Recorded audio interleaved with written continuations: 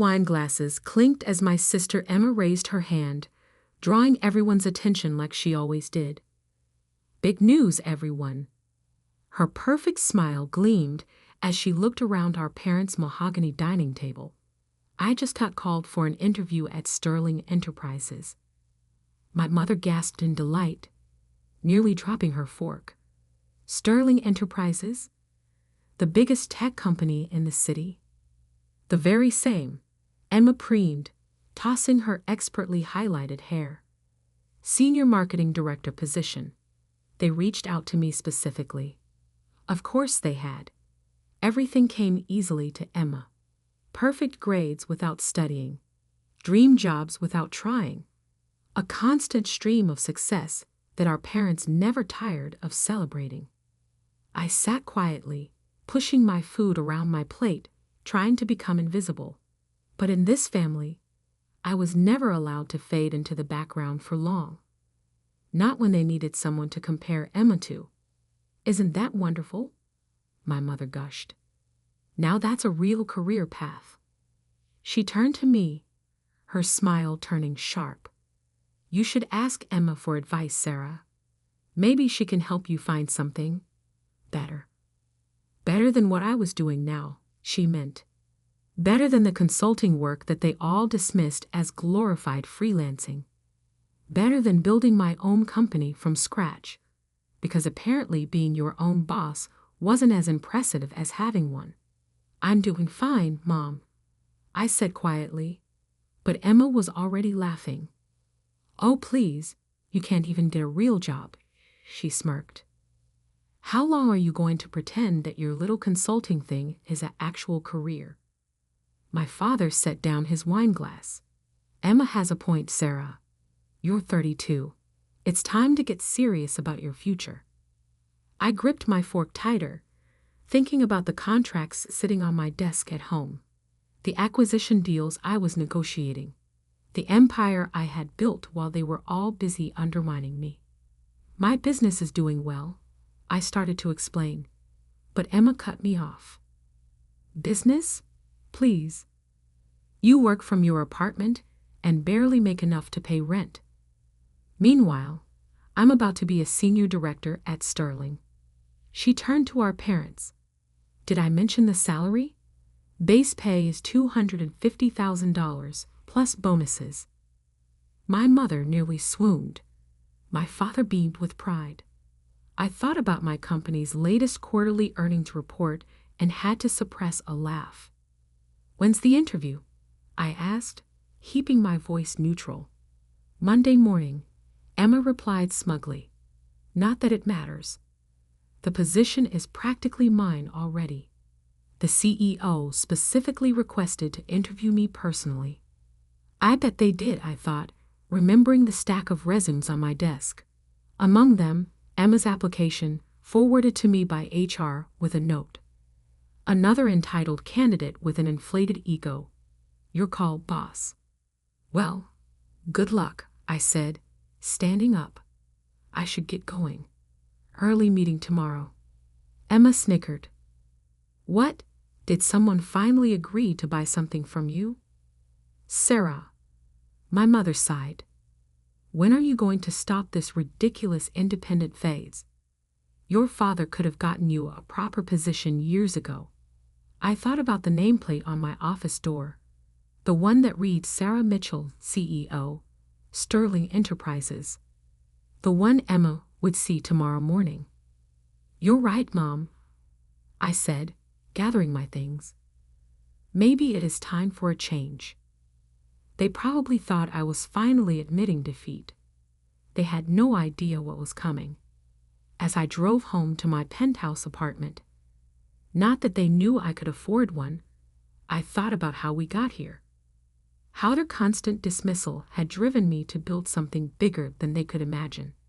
It started 10 years ago when I graduated with my MBA.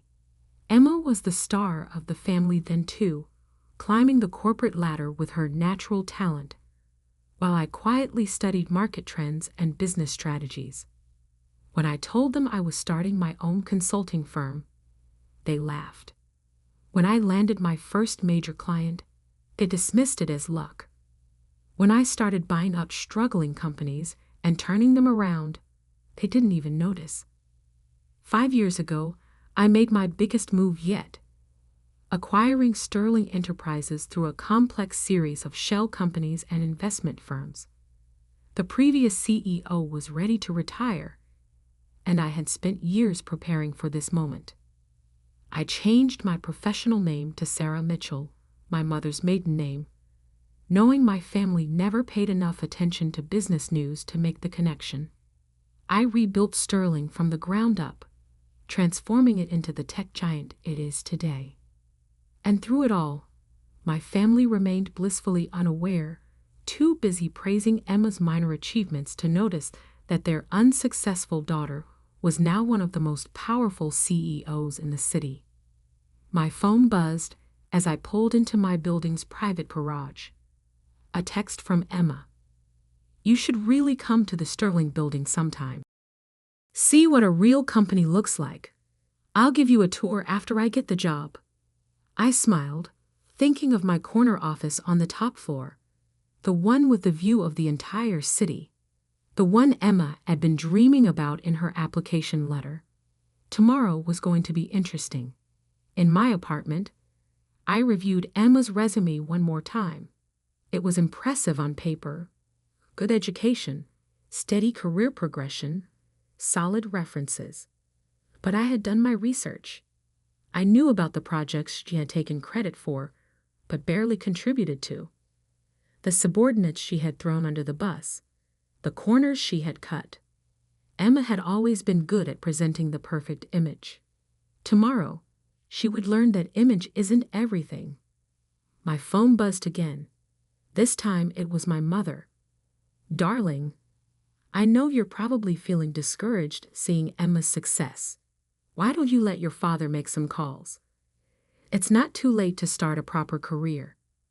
I set the phone down without responding and walked to my home office. The wall was covered in business magazines featuring Sterling's remarkable turnaround. Tech's most innovative CEO, one headline read, "Sarah Mitchell, the unseen power player revolutionizing the industry," declared another. My family had spent years telling me I wasn't good enough. Tomorrow, they would learn just how wrong they were. I sat at my desk and opened my laptop, typing out an email to HR. "Please ensure Ms. Emma Carter's interview is scheduled in my office at 9 a.m. sharp. And make sure she waits in the lobby for at least 30 minutes before being brought up." A small petty detail, perhaps, but after years of enduring her condescension, I thought I deserved a little dramatic flair. I spent the rest of the evening reviewing company reports and finalizing acquisition plans, just like any other Sunday night. But this Sunday felt different. Tomorrow, everything would change. As I got ready for bed, I caught my reflection in the bathroom mirror. I looked nothing like the timid daughter my family still saw me as. My suits were tailored now, my presence commanding. I had grown into my power while they weren't watching. Tomorrow, they would finally see me. And I couldn't wait for the show to begin.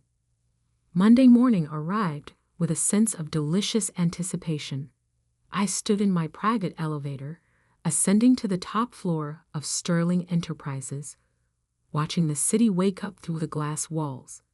My Armani suit was immaculate, my heels clicking authoritatively on the marble floor as I stepped out. "Good morning, Ms. Mitchell," my executive assistant Diana greeted me with a knowing smile. "Your 9 a.m. appointment has arrived early." She's been waiting in the lobby for 20 minutes, insisting that the CEO specifically requested her presence. I checked my watch. 8:45 a.m. Let her wait another 10 minutes. How's she handling it? Diana's eyes twinkled. She's demanded coffee 3 times, name-dropped several executives she claims to know, and told the receptionist that her sister is a nobody who can't even get a proper job. I smiled, setting my briefcase on my desk. Perfect. Has she noticed any of the magazine covers? No, Diana smirked. She's too busy telling everyone within earshot about her marketing expertise to look around. Typical Emma. So focused on promoting herself that she missed the obvious. The lobby walls were lined with press coverage of Sterling's transformation under my leadership. My photo was literally hanging above the reception desk, but Emma would never notice. She never had. Her resume listed some impressive achievements at her current company, Diana noted, arranging folders on my desk. I took the liberty of fact-checking them. And half are exaggerated, a third are outright lies, and the rest were group projects where she took sole credit. I nodded, unsurprised. Just like high school. Remember when she won that science fair? The project you actually built while she was at cheerleading practice. The very same. I sat down behind my desk, adjusting my nameplate slightly. Send her up at 9 a.m. exactly. And Diana? Make sure the security team is recording the lobby and elevator cameras. I want to preserve this moment. At precisely 9 a.m., my office phone buzzed. Ms. Carter is here for her interview, Diana announced formally. Send her in. The door opened, and Emma strode in like she already owned the place.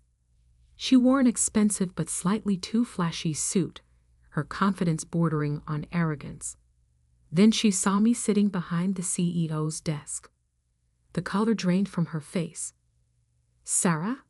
She stammered, frozen in the doorway. What? What are you doing here? Good morning, Emma, I said pleasantly. Please take a seat. We have a lot to discuss about your application for the Senior Marketing Director position. She didn't move, her mouth opening and closing like a fish out of water. But I'm supposed to meet with Sarah Mitchell, the CEO. I smiled, gesturing to my nameplate. That would be me. Sarah Mitchell, formerly Sarah Carter. Though I'm not surprised you didn't make the connection. You never did pay attention to anything I did. Emma sank into the chair across from me, her perfect composure cracking. This is impossible. You're just a consultant. You work from your apartment. Actually, I leaned back in my chair, enjoying this moment. I own this building, and several others. Sterling Enterprises has been my company for the past 5 years. I pulled out her resume. Now, shall we discuss your application? I have some questions about these achievements you've listed. You can't be serious, Emma whispered, her voice shaking. You can't be the CEO. You're nobody. That's what you all thought, isn't it? I kept my voice calm, professional. Poor Sarah can't even get a real job. Just a nobody working from her apartment.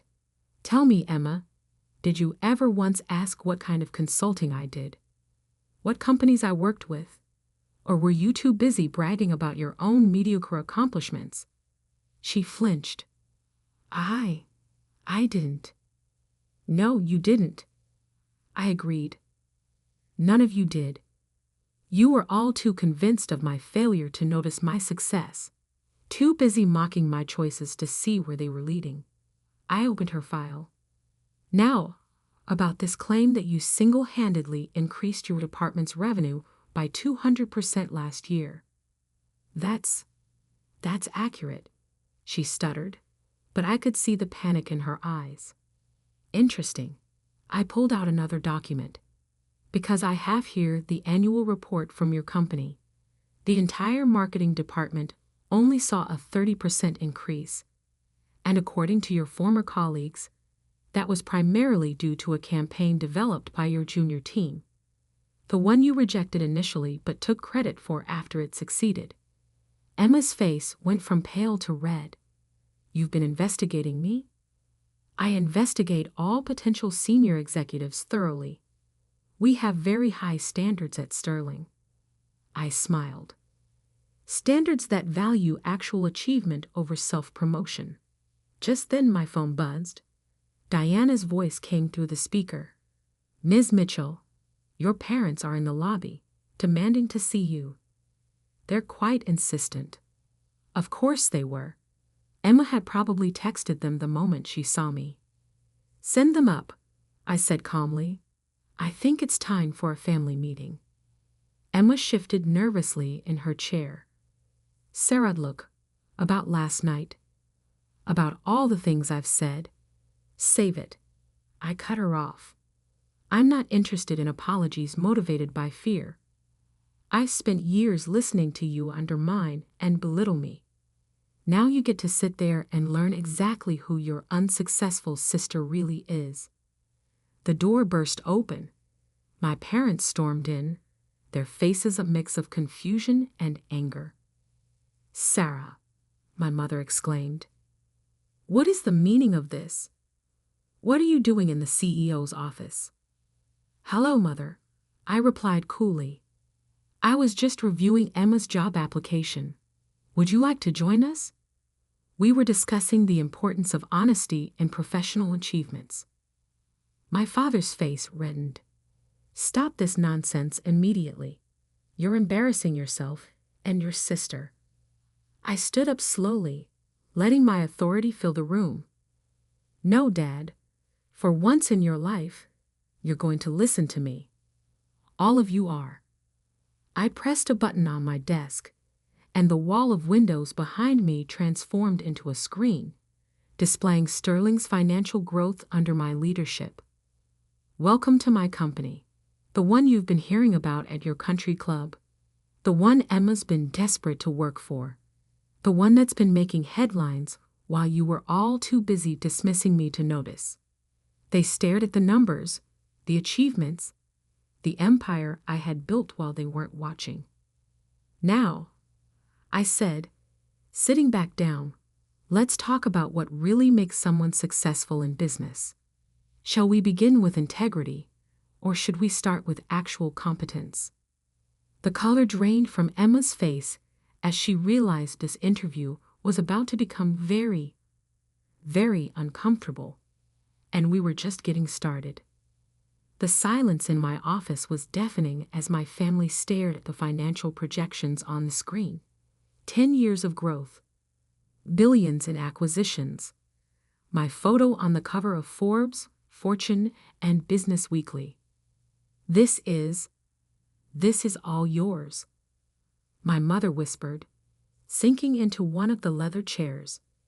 "Every bit of it," I confirmed, standing to walk around my desk. "The consulting business you mocked? That was just the beginning. While Emma was bragging about her mid-level marketing positions, I was buying and transforming struggling companies. While you were lamenting my lack of a real job, I was building an empire." My father, always quick to anger, found his voice first. "Why didn't you tell us? Why keep this secret?" I laughed, but there was no humor in it. "Tell you? Like I tried to tell you about my first major client, or my first successful company turnaround, or any of my achievements that you dismissed because they didn't fit your narrow definition of success."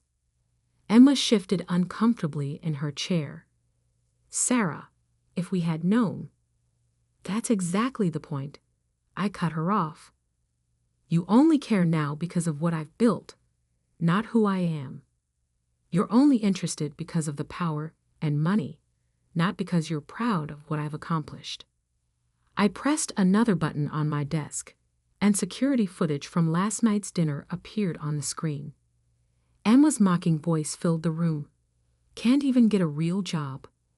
"Stop," Emma pleaded, her face flushing. "We get it." "Do you?" I turned to face her directly. "Because I've been watching you build your career on exaggerations and stolen credit. I've talked to your former colleagues, your supposed references. I know exactly how you've gotten every position you've ever held." My mother stood up, smoothing her designer dress nervously. "Surely we can work something out. We're family, after all. Family? I picked up Emma's resume. Like when Emma took credit for my science project in high school, or when she told her college friends I was a dropout because I started my own business instead of following the corporate path. That kind of family. I was young, Emma protested weakly. We all make mistakes. Yes, we do, I agreed. And now you get to face the consequences of yours. Diana? My assistant entered with a thick folder. The investigation results you requested, Ms. Mitchell. Thank you. I opened the folder and began reading. Falsified achievements, stolen ideas, workplace bullying complaints. I looked up at Emma. Did you really think none of this would come out during our background check? Emma's face went pale. Those accusations were never proven. Because you had Daddy's lawyers shut down every investigation, I finished for her. But Sterling takes corporate integrity very seriously. We thoroughly vet all potential executives. My father stepped forward, his business negotiation face on. Now, Sarah, surely we can discuss this privately, as a family. You lost that right last night, I replied calmly. When you sat there and let Emma mock me. When you suggested I needed your help to find a real job. When you once again made it clear that nothing I did would ever be good enough. I pressed another button on my desk. The office door opened, and Harold Bennett, my chief legal officer, entered. Harold, please explain to my family the consequences of submitting fraudulent information on a Sterling Enterprises job application. Harold adjusted his glasses. Falsifying credentials and experience on an executive-level application is grounds for immediate rejection and potential legal action, especially if previous employers wish to pursue damages for defamation or intellectual property theft. Emma's composure cracked completely. You wouldn't. You can't. Can't what? I asked softly. Protect my company from someone with a proven history of dishonesty? Enforce our ethical standards? Or are you suggesting I should give you special treatment because we're family? Sarah, please, my mother begged. Think about what this would do to our reputation. Like you thought about mine. All those years of snide comments and dismissive attitudes. I shook my head. No, Mother.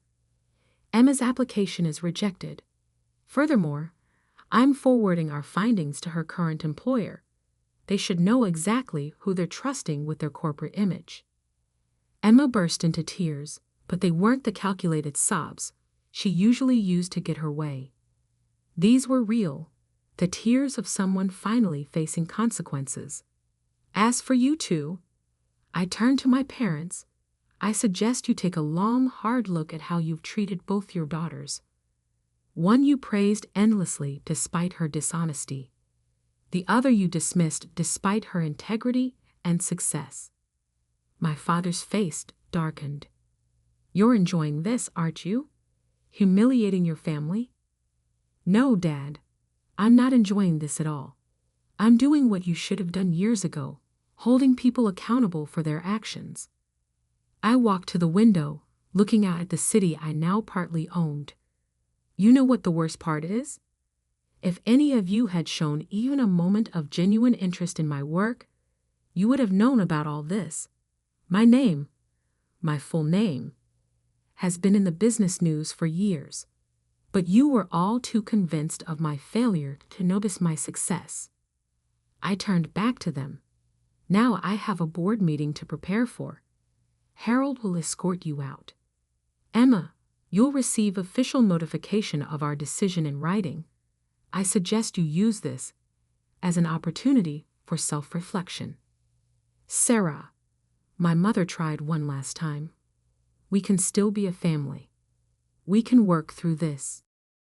I sat back down at my desk, picking up a report. We'll always be related, Mother, but family? That requires respect, support, and love, none of which you've shown me. Now, if you'll excuse me, I have a company to run." They left in silence, Emma's tears still falling, my parents' pride in shambles. As the door closed behind them, Diana entered with a cup of coffee. "Are you okay?" she asked softly. I took a deep breath, looking at the family photo I kept in my drawer.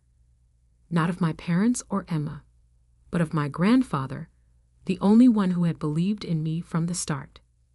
"You know what, Diana? I am. For the first time in years, I really am." Over the next few months, the family dynamics shifted dramatically. Emma's current employer launched an investigation into her past achievements, leading to her eventual resignation. My parents stopped appearing in society pages, their social standing diminished by the revelation that they had dismissed their successful daughter while enabling their dishonest one. I focused on my work, continuing to build Sterling into an even stronger company. The business world buzzed with the story once it got out. The secret CEO who had hidden her success from her unsupportive family. It became a symbol of quiet determination triumphing over loud mediocrity. 6 months later, I received a letter from Emma. Not an email or text, but a handwritten letter of apology. For the first time in her life, she had been forced to work her way up from an entry-level position, no family connections to rely on. She wrote that she finally understood the value of genuine achievement. My parents took longer to come around, but eventually, my mother sent a similar letter, acknowledging their failures and asking for a chance to really know me, not as the daughter they had dismissed, but as the woman I had become. I kept both letters in my desk, next to my grandfather's photo, not because I was ready to forgive, but because they reminded me of an important truth. Success isn't about proving others wrong. It's about proving yourself right. 1 year to the day after that fateful interview, I sat in my office reviewing quarterly reports. Diana entered with the latest business magazine. The cover story, Sterling CEO Sarah Mitchell, The Power of Quiet Success. The article didn't mention my family drama or Emma's failed interview. It focused on what really mattered: the company I had built, the innovations we had created, the changes we had made in the industry. Because in the end, that's what real success looks like. Not bragging at family dinners or inflating achievements, but building